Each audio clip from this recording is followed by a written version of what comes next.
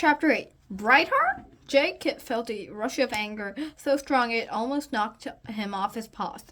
Why had Firestar chosen one-eyed Brightheart when there were so many other warriors to choose from? As if he couldn't guess. He dug his claws into the earth, refusing to step forward to greet his mentor. He ignored her embarrassment, although he could sense it like holly leaves pricking in his pelt.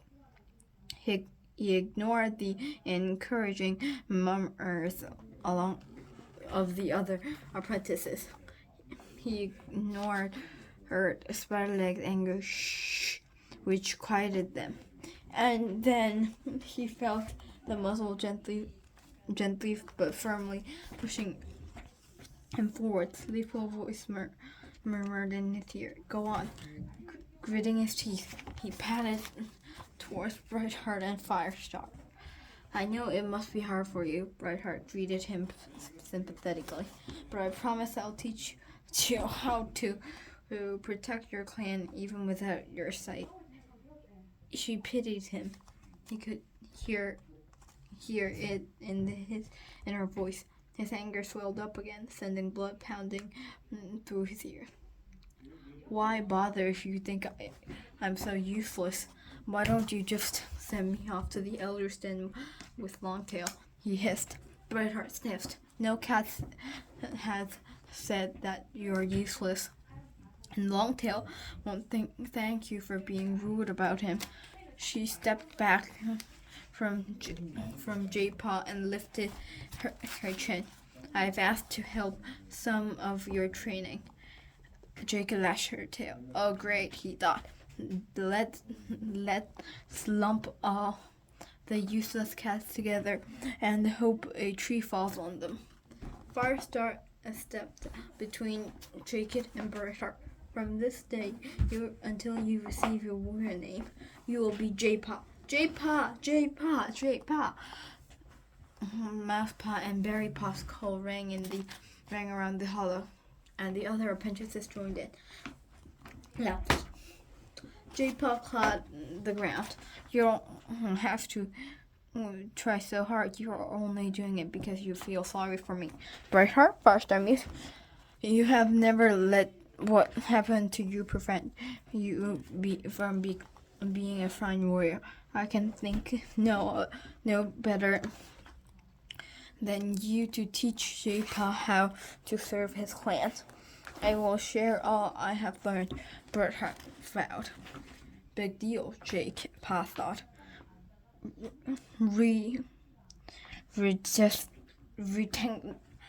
He forced himself to touch muzzles with Brightheart. Accepting her as his mentor, his whiskers brushed aside her face that had been ravaged when she had been attacked by a dog pack. Felt strange to sense space where other cats' fur and flesh had to super a shoulder. The whole clan raised their voices to the new apprentices. Not me, J-Paw thought bitterly. There's no cat here that thinks I'm becoming a great warrior. When the calls died down, Firestar spoke again. Thunder Clan is lucky to have so many apprentices. I hope they'll train hard and serve their clan well. We will, Lionpaw mewed. When can we start training? Hollypaw asked. That's up to your mentors, Firestar told her. Come on, Lionpaw, I mewed. Let's find you a nest in the apprentice's tent. Then we'll show you the forest. Right now? Lionpaw mewed excitedly. Why not? Hollypaw's paws pattered on the ground around Leafpole. Can I go with Lionpaw and when Ashfur shows him around the territory? It's a nice idea, Hollypaw, Leafpole mewed, but I need to show you the best herbs gathering places.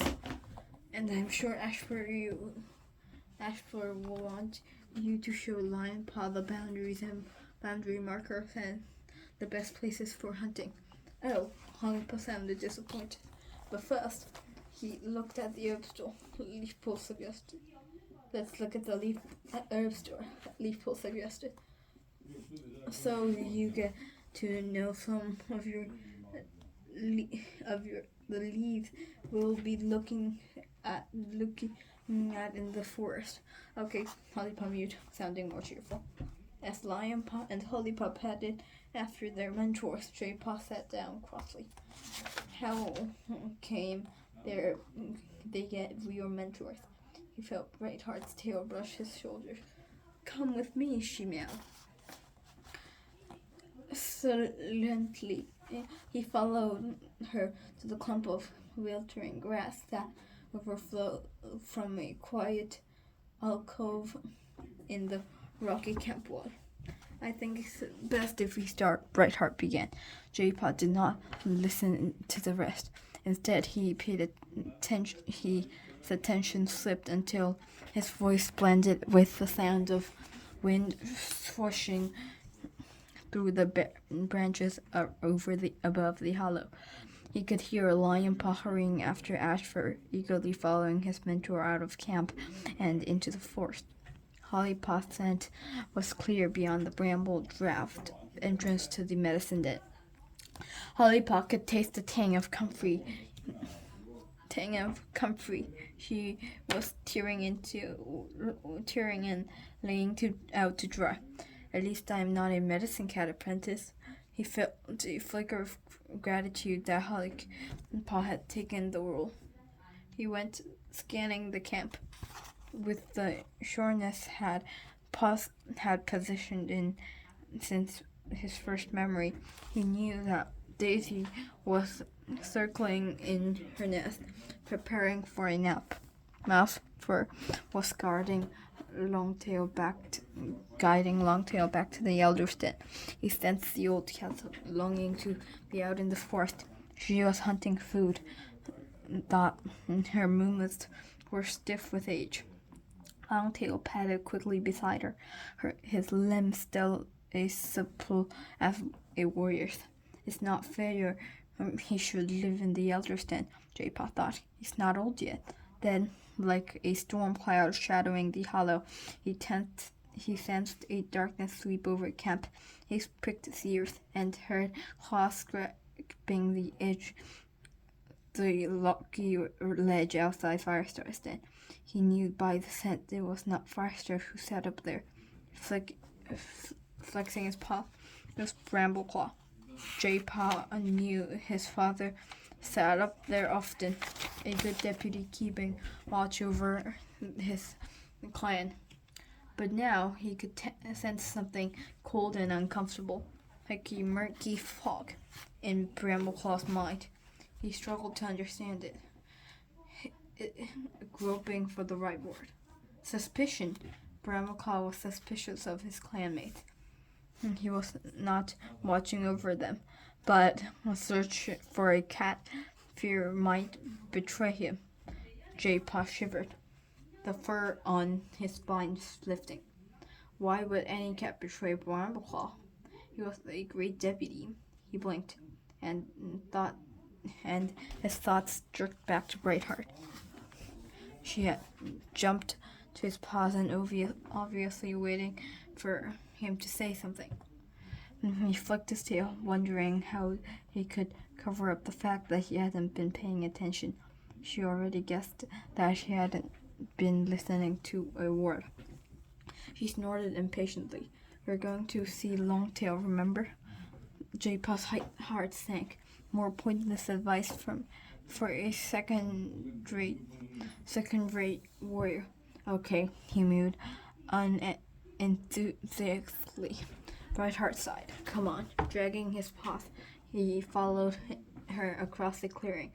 At the entrance to the elder saint, Brightheart called through the spindly brambles that brushed the ground at the edge of the edge. Brightheart and Jaypaw. It's Brightheart and Jaypaw. Come in, Longtail mewed. Brightheart ducked under the low branch entrance and padded into the space ring the trunk of the honeysuckle bush. Jaypaw followed, keeping his head low. unconscious for once about his surroundings. He had not been in this den before, but he knew by scent that Longtail was alone. Mousefur must have gone out into the forest after all. Congratulations, J-Paw, Longtail purred. You've been given a great mentor. Thank you, Longtail. J-Paw heard shyness and pride in Brightheart's mew. Firestar has sent you quite a challenge for your first apprentice, Brightheart, Longtail remarked. Just because I'm blind doesn't mean I'm mean, J-Paw began. I wasn't referring to your blindness, Longtail interrupted. I meant your attitude. What's wrong with my attitude? It's not many cats who try fox hunting before they are even out of the nursery. There were humors in Longtail mew. J-Paw bristled. I was only trying to help my clan, but before he could point this out, Brightheart was issuing orders. First, I want you to clean out the moss. Get rid of any dusty or dirty pieces, she instructed. I'll fetch some fresh now, because you don't know the best places to gather it. Cleaning out bedding? J-Paw knew it was a routine apprentice's task. He heard Berrypaw and Hazelpaw complain about it often. But knowing that Lionpaw was already exploring the territory made him want to snarl. Then Brightheart went on, check Longtail and for fleas and ticks, and mousefur too. And she'll be back then. While you're busy, Longtail can tell you about using other scents rather than sight. J-Paw wanted to wail with frustration. He and Longtail had been a warrior. Blindness must have been devastating after their reeling on sight for a whole life, but J-Paw was never seen the whole world with any other sense apart from sound, scent, and touch. Being blind was totally natural for him. How could Longtail know it was like what it was like? He could probably give Longtail more advice than blind cat could give him. How to pick your freshest prey from the pile. How to tell where your den mates have been by short scents on their pelts. You might be making a good start, J-Paw, Brightheart suggested. Was that impatience he heard in her mew? You'll feeling more impatient if you keep rubbish tasks like this, he predicted maliciously. As Brightheart nosed his way out of the den, he began sorting through the moss, feeling with his paws for pieces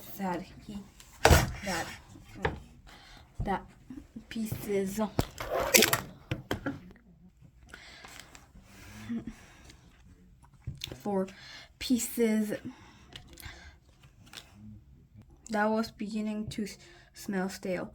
This apprenticeship is going to be so dull, he hissed under his breath. What was that? Mousefur had padded into the den, her pelt smelling of forth. Her paw steps were uneven, and she breathed in sharply as she sat down. You missed a bit over here, she pointed out. He's only just started, Longtail defended him. Mousefur snorted. Does that mean we have him scrabbling, blinging around here then until sunhigh? I was hoping to get some sleep. It's not my fault you were stiff, J-Paw snapped. You're the one who went into the forest when it was damp. He felt Mousefur look closely at him. How do you know I was stiff? I could tell you sat down, J-Paw replied, looking out into the wad of dry moss and flinging it toward the den entrance. You moved slowly and made that noise. What noise? A sort of grasp, like it hurt. A purr of amusement suddenly rumbled in the old tree cat's throat. I see Brightheart is going to have her paws full, she mewed. J-Paw felt a glimmer of hope. Perhaps they'll stop underestimating me quite so much once they realize it doesn't matter that I could see. He finished sorting through the moss, then padded over to Longtail and began nosing through his fur. I bet you can't wait to start training in the forest, Longtail mewed. I remember my first time out like it was last moon. It was full edge entered his mew. Of course, I wasn't blind then. Everything seemed so green and fresh, but you'll still love it. Even though you're blind, there's so much sense out there. I kind of noticed. J-Paw felt the hard body of a flea in the warrior's pelt. That's one thing I've noticed being blind, Longtail went on. Sense become much more sharper and more important. Thanks for the information. J-Paw cracked the flea between his teeth. And sounds, of course, Longtail added. I can sometimes hear mice moving at the top of the hollow. I would never have noticed that before. You should make sure you listen really well all the time. J-Paw began to check the fur around Longtail's scruff. A tick was lodged behind the warrior's ear. When it comes to hunting, it'll help to have a sharp hearing and smell. Prey is always hard to see, but smelling it is easy. Even when I can't see, I usually sense or sound the prey that you've told me where it was hiding. You'll be telling that to fresh mouse taster juicier than stale one next. J-Paw thought, tugging the tick harder than he needed to. Oh, Longtail complained. How's it going in here? Drightheart's voice sounded at the den entrance. Have you finished? I think so. J-Paw mewed, hopefully towards Mouthfur. You don't have any ticks, do you? Only one in my side, but I can reach it myself, she replied. J-Paw turned to his mentor. I'm finished then. Brightheart began bundling pawfuls of moss toward the den. Good. Spread this out, then come with me, she mewed. I'm going to show you the territory around the camp. At last! Hollypaw and Lionpaw had been out for ages. Good luck, Longtail called as J-Paw followed Brightheart out of the den. She led him out of camp and up the slope that led lakeward. This trail leads to the top of the ridge, Brightheart explained. It's steep. Okay, J-Paw decided not to tell her that he could already feel the slope beneath his paws. He followed his mentor as she waved through the trees, feeling the damp leaves slipping under paw. Watch out, Brightheart called, but J-Paw could smell the bark ahead of him and swerved just in time to avoid the tree. His whiskers grazed in the trunk. The trees are thick here, but there's not too much undergrowth. Oh, J-Paw breathed out the scent of mouse trail as the ground began to flatten out. We're at the top of the ridge now, Brightheart told me. Follow my scent and I'll lead you along the crest. Right, he could tell by the slope of the land that the forest fell away on either side. He felt too they were climbing the spine of a great cap. If we're going up the trail, we'll be out of the trees soon. J-Paw was beginning to feel out of breath, so he didn't reply. He listened to flies buzzing around him and shook his head when they tickled his ears. We're out the trees now, so don't you worry about bumping into anything, Brightheart mewed. J-Paw knew they had left the cover of forest. A light, damp wind brushed his face. Stop here, Brightheart mewed, but J-Paw was J-Paw had already halted, feeling the land drop steeply away in its paw steps. Scents flooded him, distant, strange smells he didn't know yet, and he could hear water lapping far below. He knew that they were looking out the forest and lake. He followed the ridge out of the forest and right up to the end, Bret Hart explained. The land slopes down steeply from here to Lake River Clan territory is across the water. Over where the sun sets is Shadow Clan territory. And if you look back towards where the sun rises, you'll be able to see. She broke off abruptly. For the first time of the day, J-Paw felt sorry for his mentor.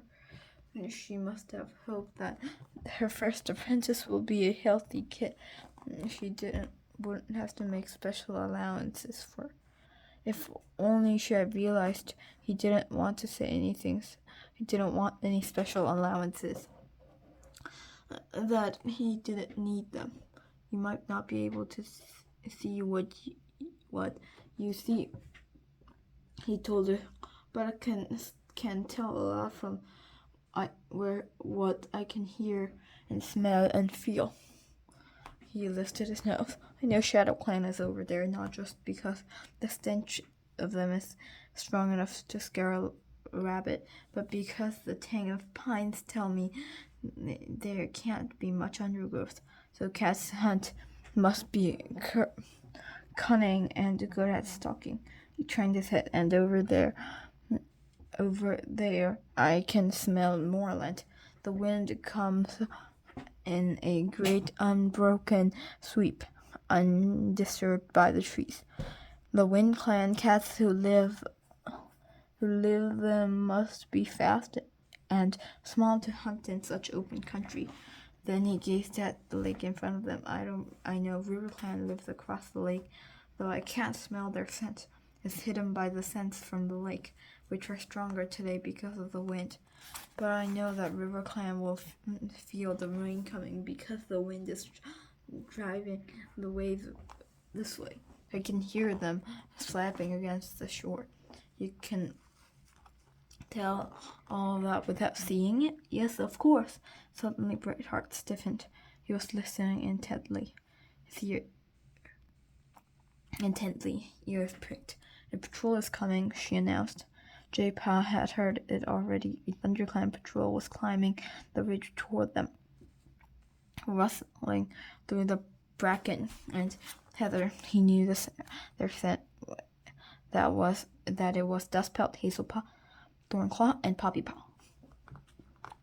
But he didn't say so out loud. He was pleased he had impressed Bret Hart with his description of what was around them, but he didn't want her to think he was showing off. Hi, Poppypaw bounced out from the bracken first. Thornclaw followed with Dustpelt and Hazelpaw close on his heels.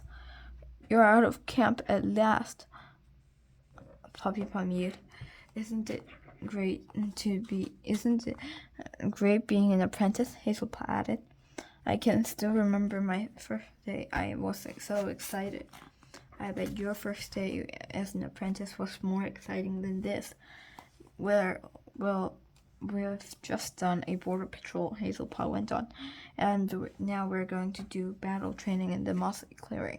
Poppypaw finished. Great, J-Paw muttered. You can come with us, Poppypaw suggested. Suddenly she turned to her mentor. Thornclaw, he can come, can't she? Perhaps another day, Bret Hart mewed. We haven't finished exploring the territory, she explained, addressing J-Paw as much as Poppypaw. Oh, okay, Poppypaw mewed. Where are you heading now? Thornclaw asked Bret Hart. I'm going to show J-Paw the old underpass. Thornclaw paused. Well, you'll be careful, he cautioned. Don't stray over the Shadow Clan border. J-Paw bristled. There might They might have only one eye between them, but they weren't idiots. As he prepared to snarl at Snarly replied, Bret mused sharply. I know a border markers when I smell it.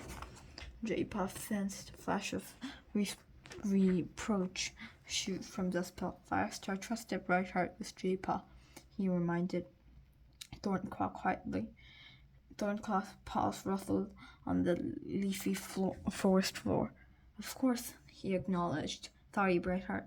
Brightheart met his apology with stony silence, and J. Pop felt a prick of satisfaction that he wasn't the only one who felt patronized by the other warriors. There is a steep slope ahead of us, Brightheart warned us. They said of you don't say. J. Pop bit back a sharp reply, feeling the curve of the ground under his paws. Can you manage it? Of course I can. Angrily, J. Pop stepped forward. To his surprise, the ground dropped away much more steeply than he expected. He half fell, half skidded down the muddy slope, scrambling to slow his descent until a clump of heather slowed it for him. Are you okay? Bret panted, catching up to him. J-Pot struggled out of the heather, then gave his chest a couple of brisk licks. I'm fine, he mewed. That was quite a tumble. Then we can rest if you want. Bret Hart offered. I told you I'm fine, J-Pot hissed. He shook his head at last. Scraps of heather fell from his pelt. Which way now? He could feel Bret Hart looking crossly at him, but she didn't say anything else about his fall. Come on, she mewed. We can hear around the old thunder pass from here. J-Pop padded after her, furious with himself for losing his footing so easily just when Bret Hart seemed to be treating him like a normal apprentice. The wind had picked up by the time they reached the old thunder path. J-Pop smelled rain on his way. We'll be heading back to the camp from here, Bret Hart told him. When they reached the gap between where the two legs had once put a cut path, now an overgrown and deserted. There must be more ThunderClan territory than this, J-Paw objected. Too much to explore today, Bret Hart mused. Crossly, J-Paw turned away from the thunder path and followed Bret Hart back into the trees. He didn't believe that they could circle the whole territory in one day. Bret Hart obviously thought he wouldn't be able to cope with a long day out of the camp. They padded through the trees. Rain was beginning to fall, splatting the leaves above them. J-Paw looked up just as a raindrop found its way through a canopy and splashed onto his nose. He shivered and shook off the wetness. Perhaps it was not so bad that they were going back to the hollow. The rain was cold, and the wind that carried it over the lake even colder. He heard Bret Hart step quicken and guessed she must be feeling the same way. Then he snorted. There was another scent on the breeze, sharper than the rain and leaves. Memories flooded him of the terrifying dash across the forest. Fox. Another sniff showed him that the same fox that had chased him over the edge of the hollow with the flint of earth and bracken in his pelt. And it was close. J-Pod dropped into a defense crouch and opened his mouth to warn Bret Hart, but her fierce scent told she had already smelled this creature already. We must find Thornclaw's patrol, she hissed. J-Pod sniffed the air, searching for the scent trace of the patrol. It would tell them which way to run. With relief, he picked up the faint smell of thornclaw, but it was too late. The bracken up ahead rustled, and the fox hurled himself out of and charged toward them. Jay Paw's heart almost burst with fear. The fox cub's paws pounded on the forest floor. Its stench was stronger than its snarl, and its snarl was deeper than he remembered. The fox had grown since the last encounter. "Run," Brightheart ordered, throwing himself between the fox and J-Paw. "I won't leave you," J-Paw yelled. "I can fight." He heard the clank of teeth as the fox snapped at Brightheart.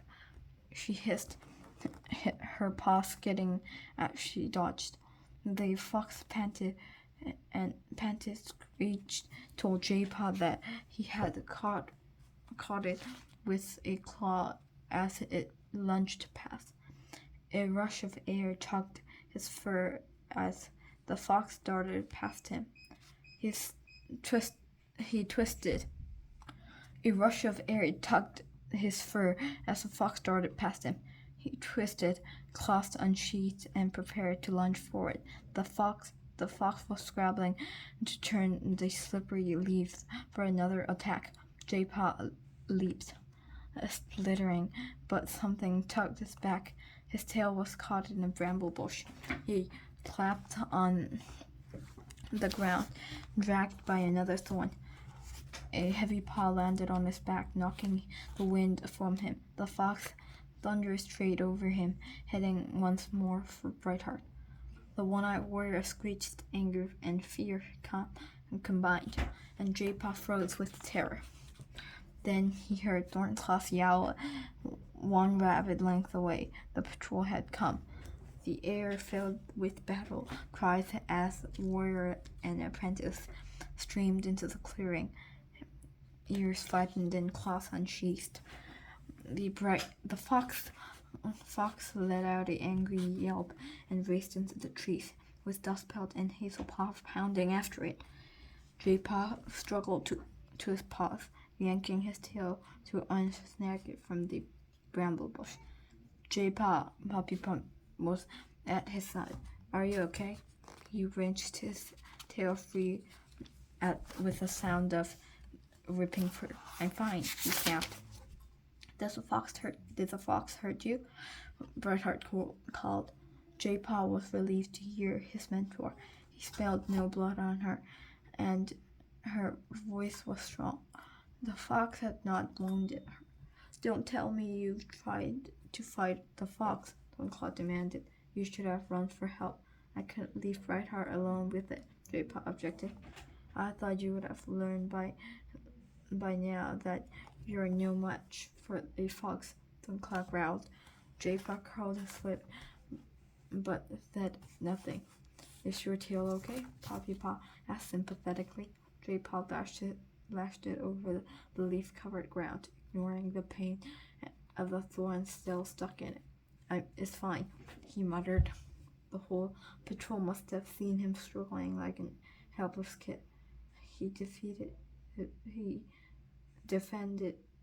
Defeated by the bramble bush. A hot wave of embarrassment washed over him from nose to tail. "The Dustpelt and Hazelpaw be all right?" he asked. "They'll chase the fox away from the camp," Thornclaw told him. "I don't think it'll turn on them, not after the fright we gave it. We should get Brightheart and J-Paw back to the camp and send a patrol after them," Puppy Paw suggested. "Good idea," Thornclaw agreed. The rain eased as dusk began to chill the air. J-Paw lay pressed to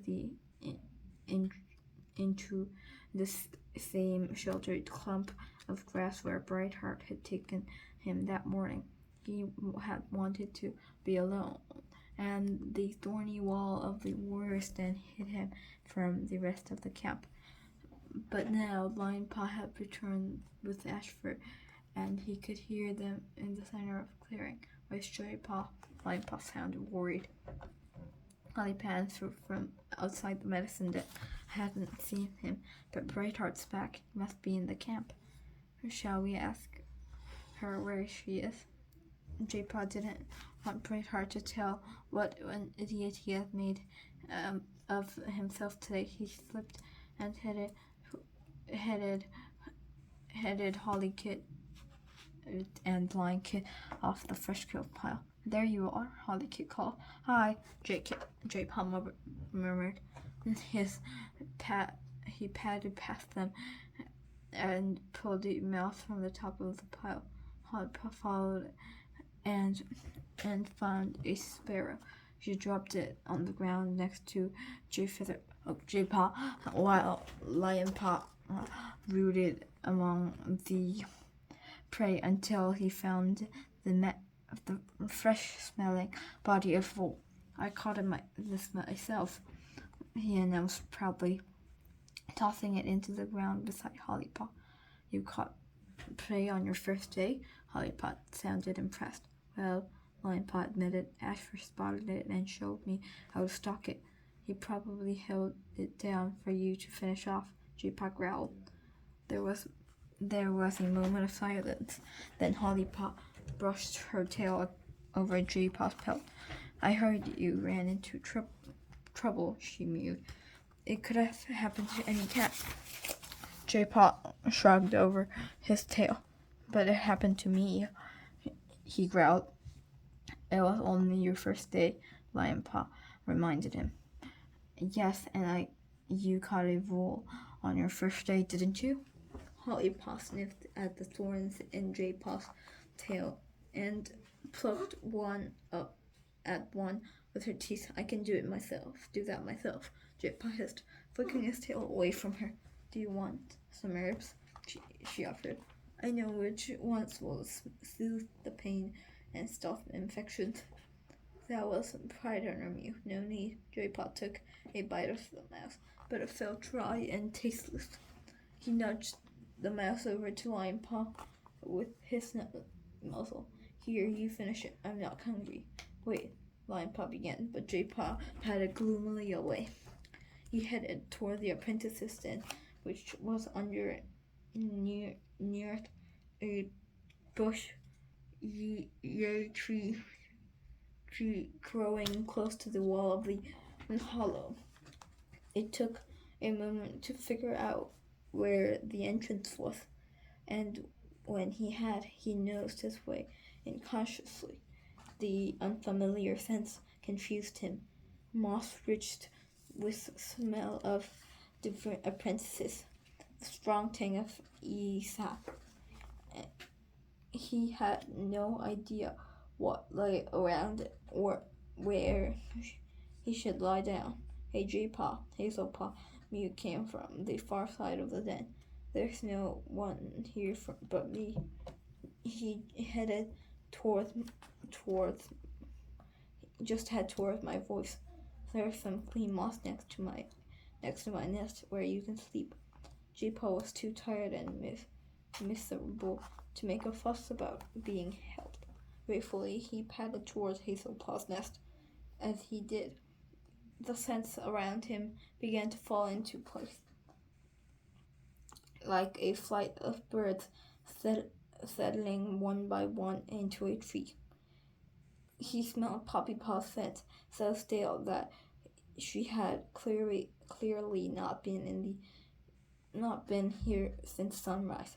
Berry Paw's nest had been slipped in more recently, and Honey Paw smelled warm as thought he just left it.